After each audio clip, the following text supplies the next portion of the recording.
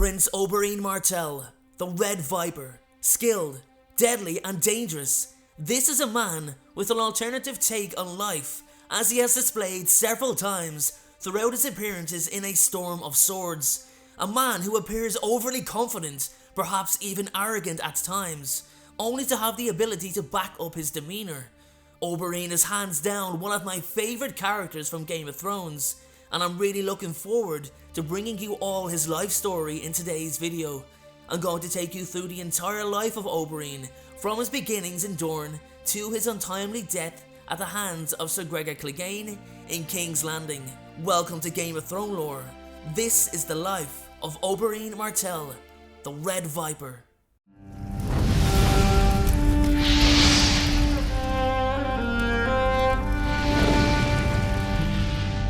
Oberyn was born in Sunspear in 258 AC and fostered at Sandstone from quite a young age. When in his teens, he travelled with his mother, the ruling princess of Dorne, and his sister, Princess Oberyn Martell, meeting multiple potential marriage candidates for his sister, visiting castles at Starfall, the Arbour, Oldtown, the Shield Islands and even Craig Hall. Oberyn spent his time mocking Elya's suitors, but was very close to her in general.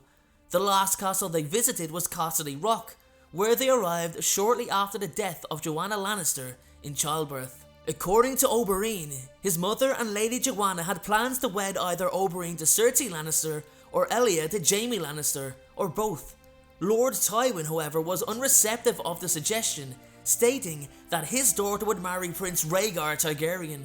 He offered the newborn Tyrion Lannister as a husband for Elya instead, which was seen as an insult.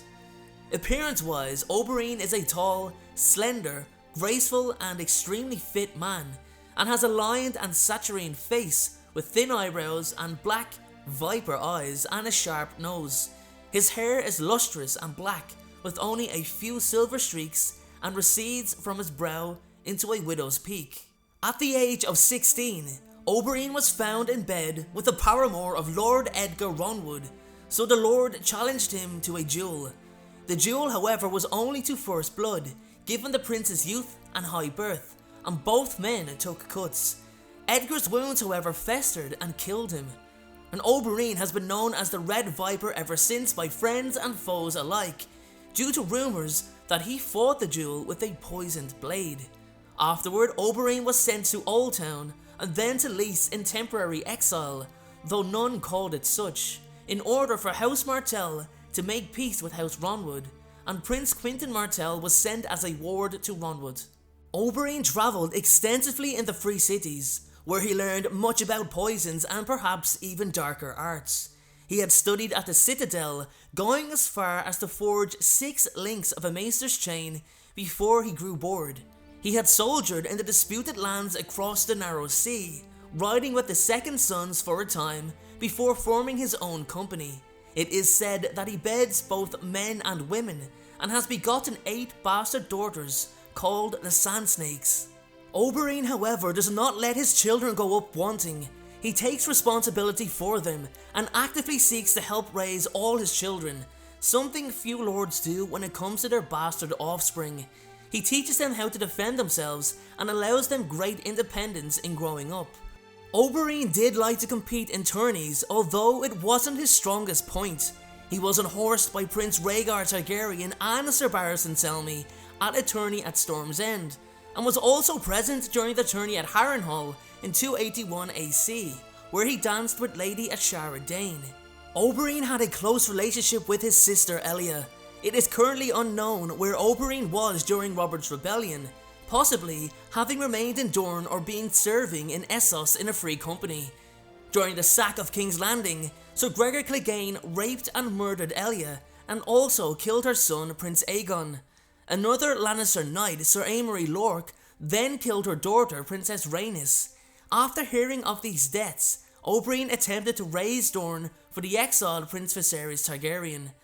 The new Hand of the King, Lord Jon Arryn, then travelled to Sunspear in the year following the war and was able to keep the peace, but Oberyn has desired revenge ever since. After the war, Oberyn seldom left Dorne. Oberyn is primarily responsible for giving modern revitalization to the ongoing feud between his house and the Tyrells, because he accidentally crippled Willis Tyrell in a tourney. Oberyn struck Willis's breastplate clean, but the boy's foot caught in a stirrup as he fell and his horse fell on top of him.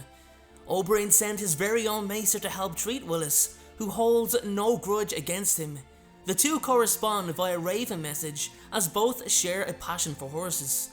Oberyn and his brother Doran, Prince of Dorne, worked in secret for years, planning on bringing an end to the reign of King Robert Baratheon and destroying House Lannister. Oberyn travelled to Braavos, where Viserys and Daenerys Targaryen were living with Sir Willem Darry.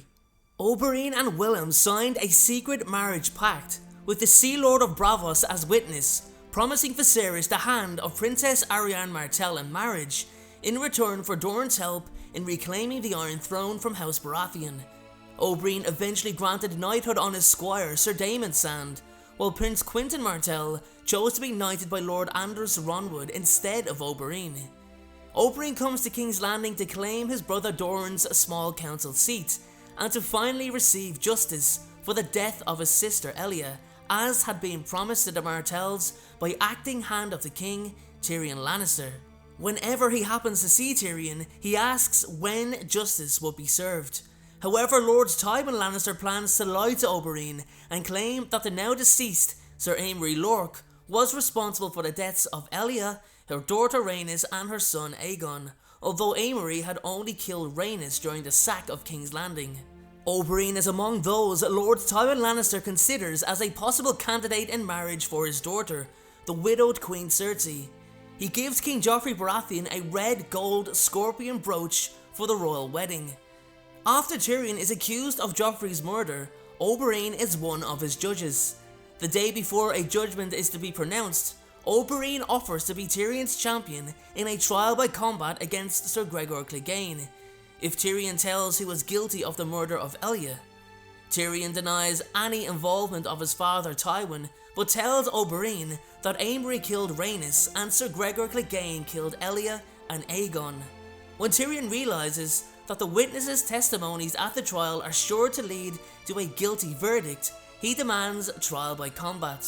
To the consternation of the court, Oberyn announces that he will be Tyrion's champion.